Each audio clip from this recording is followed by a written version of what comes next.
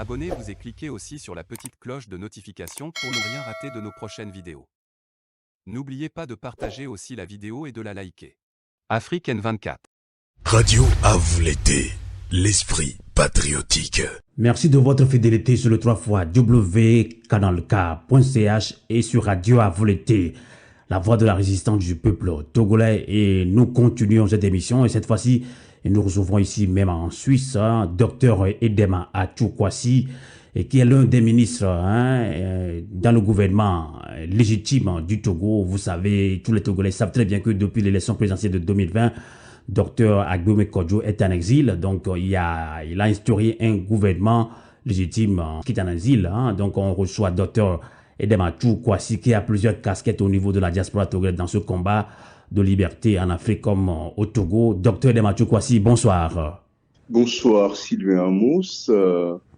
Mes lumineuses et précieuses pensées à toutes les auditrices et tous les auditeurs, à toutes les filles et tous les fils du Togo tout entier, aux belles âmes incarnées sur Gaïa en cette merveilleuse saison d'ascension cosmique qui augure l'âge d'or de l'humanité. Merci. On sait que vous êtes un homme spirituel. On peut vous comprendre.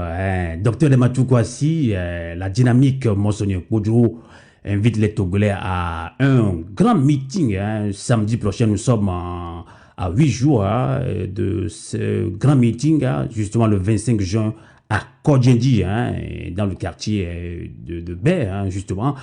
Pourriez-vous nous rappeler déjà à nos auditrices et auditeurs de Radio à vous l'été, de Radio Canal K, les principaux mots d'ordre de ce meeting de la DMK? Avant toute chose, je voudrais faire un rectificatif pour dire que le gouvernement légitime du Togo, présidé depuis le 23 février 2020 par le président légitime du Togo, son excellence Dr Gabriel Agboume Kodjo, est effectivement en exil. Et j'occupe le poste de ministre d'État, ministre des Relations extérieures des Togolais de la 6e région de l'intégration africaine. Et nous nous battons pour que le souhait de souveraineté intégrale totale de tous les patriotes togolais puisse voir le jour. En cela, en parlant des patriotes togolais, je voudrais m'incliner devant la mémoire d'Agoda Lopez, encore un de nos patriotes qui vient de tomber. Le gouvernement légitime salue la mémoire de ce brave patriote. Et bien entendu, nous saluons la mémoire du feu le ministre Yaovi Adodo, qui est un des sages de la dynamique Monseigneur Kodjo. Paix aux âmes de tous nos martyrs, dont le combat nous interpelle pour libérer définitivement le Togo. Je vous remercie. Allez-y. Alors, quels sont effectivement les principaux mots d'ordre de ce meeting du 25 juin à Lomé, dans le quartier Bekondi, justement? Je pense que le meeting du 25 juin 2022, qui curieusement se tient juste avec l'arrivée du solstice d'été, toute la symbolique, elle est là, mais elle n'est que l'aboutissement d'un long chemin jalonné de cris, de pleurs, de larmes, de sang du peuple togolais qui est à bout d'une déshumanisation sans nom qui se traduit de façon factuelle en termes de cherté de la vie, à bout d'une gestion, d'une gouvernance capistocratique qui siphonne toutes les ressources et qui fait qu'aujourd'hui, les Togolais n'ont aucune marge et sont condamnés à la misère et à la mort d'une prédation sans nom qui vole à tout bout de champ les choix souverains du peuple togolais, dont la dernière confiscation du pouvoir conféré au président légitime du Togo et qui constitue une des raisons d'être de l'action résolue du gouvernement légitime du Togo en exil. Donc, le meeting du 25 juin 2022 est un melting pot qui en appelle à tous les patriotes togolais, à tous les souverainistes, à tous ceux qui aspirent au respect des droits de l'homme, à une gouvernance vertueuse, à un Togo digne, à rallier, si vous voulez, à faire jonction avec le combat honnête, le combat intrépide que mènent tous les patriotes qui sont au sein de la dynamique Monseigneur Podjro ou en dehors de la dynamique Monseigneur Podjro pour que naisse véritablement le Togo nouveau, le Togo hors de l'humanité. D'accord. Alors, docteur Edematou Kwasi, il y a quelques mois, la dynamique Monseigneur Podjro s'est vue refuser le droit d'organiser des meetings politiques. Hein. On se rappelle même qu'une réunion restreinte a été empêchée par le déploiement des forces de sécurité et de défense aux abords du siège social de la CDPA. Alors justement, on se pose la question si finalement vous êtes sûr que cette fois-ci vous aurez l'autorisation d'organiser ce grand meeting, Dr. Edematou Kwasi. Comme vous le savez, au Togo, l'organisation des manifestations tient au régime d'information. Tout à fait. Et un meeting, une réunion dans une maison n'a pas besoin qu'une lettre soit adressée à une quelconque autorité, fût-elle légitime ou en l'occurrence illégitime de surcroît actuellement au Togo. Mais maintenant, une manifestation de rue exige que cette démarche soit respectée.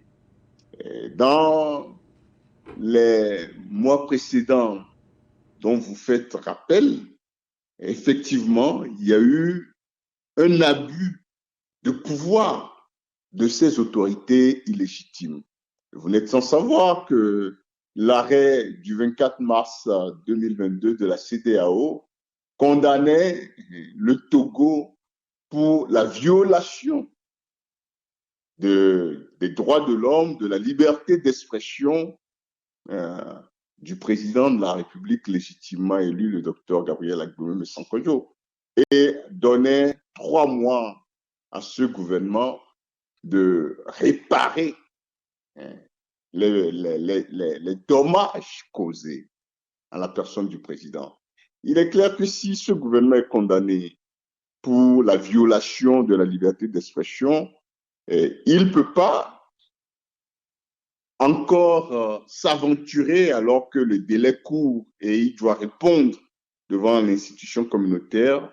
Il ne peut pas s'aventurer quand les conditions de la loi sont respectées à encore violer la liberté d'expression du peuple togolais à travers la principale force de l'opposition, pas de l'opposition, mais la principale force politique du pays, qu'est la dynamique Monseigneur Podjro. Donc pour moi, il est d'une évidence que la manifestation du 25 juin 2022 soit autorisée et ne connaisse aucune entrave. Le cas échéant, les imposteurs porteront une lourde responsabilité devant l'histoire. Ben justement, docteur Edematou Kwasi, vous savez très bien que parmi les préoccupations majeures des populations togolaises figure en bonne place le problème de la cherté de la vie.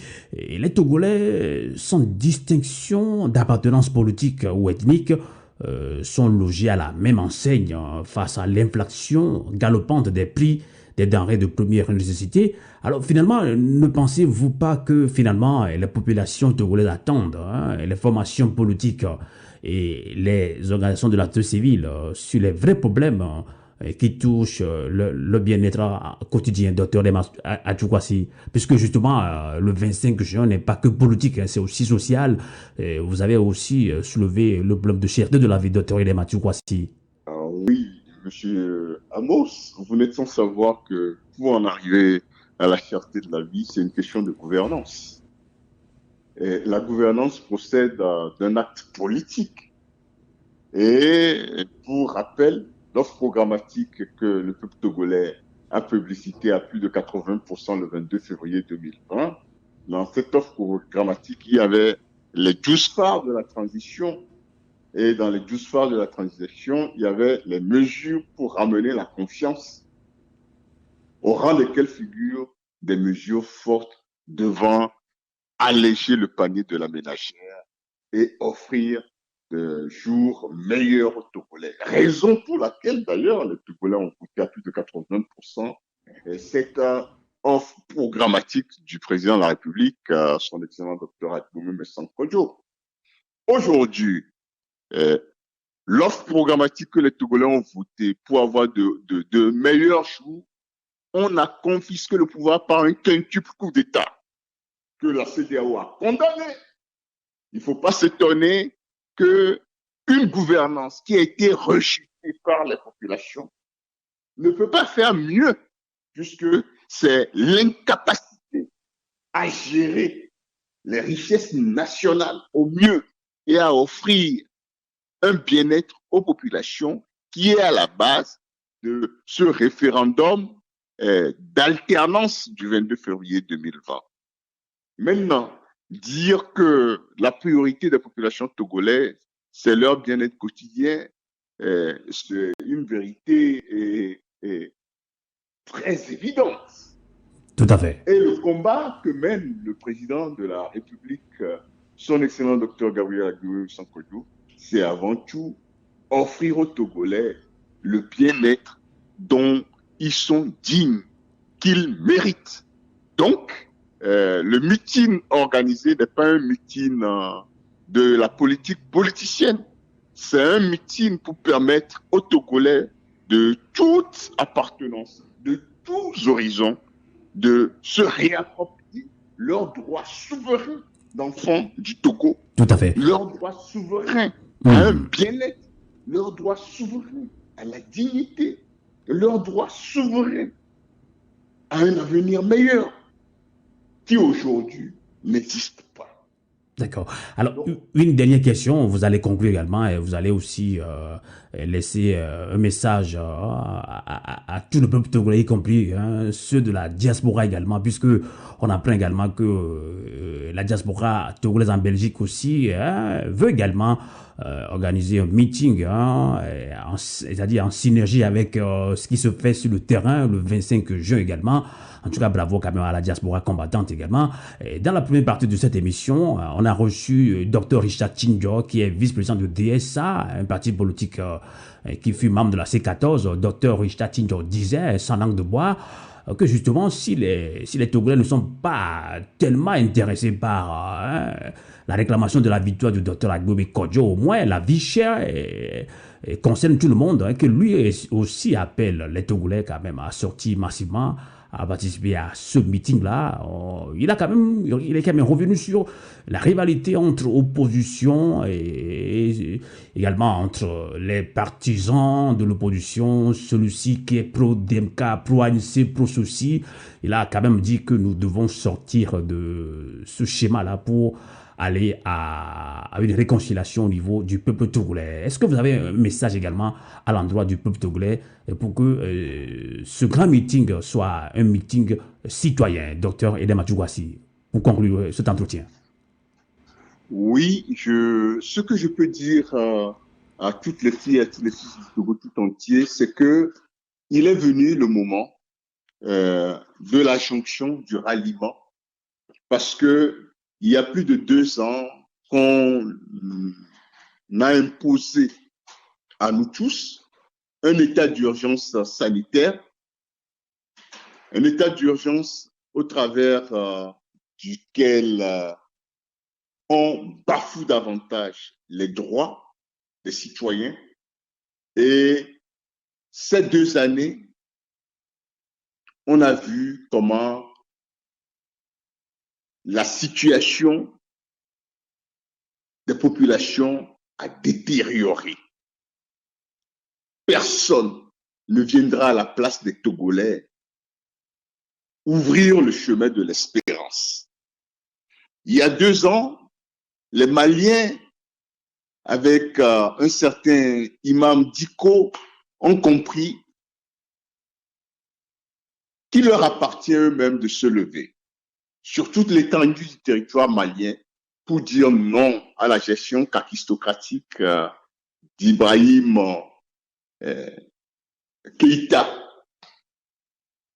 Et par leur action conjuguée au-delà des divergences politiques, ils ont réussi à enclencher une dynamique qui a entraîné ce que tout le monde sait aujourd'hui, la chute du pouvoir d'Ibeka et la prise de pouvoir par des souverainistes patriotes de la trempe de ces jeunes colonels qui sont à la tête du Mali aujourd'hui. Le Togo est dans une lutte résolue de libération nationale bien avant les Maliens. Et nous menons un combat avant-gardiste de la Renaissance africaine. Aujourd'hui, plus que jamais, j'en appelle à tous ceux qui aspirent à une véritable souveraineté de notre pays. Cette souveraineté intégrale que défend le président de la République et le gouvernement légitime du Togo, à rejoindre ce grand meeting du 25 juin 2022. Ce meeting pour défendre les droits de l'homme, pour défendre la sécurité sous toutes ses formes, la sécurité alimentaire, la sécurité physique, la sécurité sociale, la sécurité sanitaire. Donc, j'invite tous les Togolais, où qu'ils soient, au-delà de la ville de Lomé, dans les villes périphériques, et même ceux qui peuvent dans les préfectures sortir, marcher dans les rues et crier leur ras-le-bol, à se lever comme un seul homme pour parachever la révolution électorale et pacifique que nous avons enclenchée le 22 février 2020.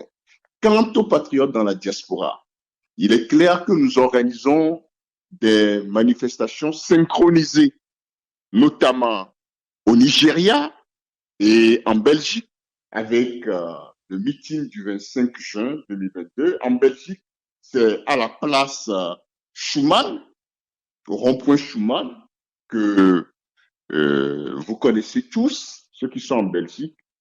J'invite nos compatriotes pour qui le Togo fait écho, surtout à l'heure où la diaspora est violentée par des tests fallacieux tels que celui de la togolité, les mesures de l'OTR, à sortir massivement le 25 juin à Bruxelles, au rond-point Schuman, pour crier, montrer à la face du monde que le pouvoir illégitime de Faure Gnassingbé doit rendre sans délai le tablier. Merci. À ceux qui sont au Nigeria, je les invite à rejoindre massivement le forum organisé par le Bureau Région Afrique et la DMK Nigeria pour montrer à la face du monde que le moment est venu pour les enfants du Togo de se libérer définitivement de ce pouvoir maléfique, kakistocratique, qui est d'une nuisance sans nom aux Togolais d'abord, à l'Afrique secondairement, et bien entendu au monde entier. Merci. En tout cas, merci beaucoup, docteur Edema Atou-Kwasi. Rendez-vous est pris samedi prochain, 25 juin, à Lomé au Togo, à Bekodjendi, que tous les Togolais connaissent. C'est un point stratégique de ce combat de libération du peuple togolais. Rendez-vous est pris également au Nigeria. Rendez-vous est pris également 25 juin à Bruxelles, à Rond-Point Schuman. Bravo à la diaspora togolaise de Belgique, à la diaspora combattante. Ainsi prend fin cette émission. Merci de l'avoir suivi.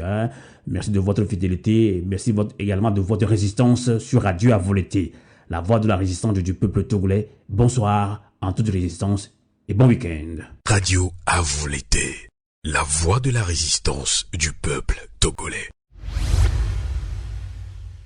Likez la vidéo si ce n'est pas déjà fait. Laissez aussi votre point de vue en commentaire.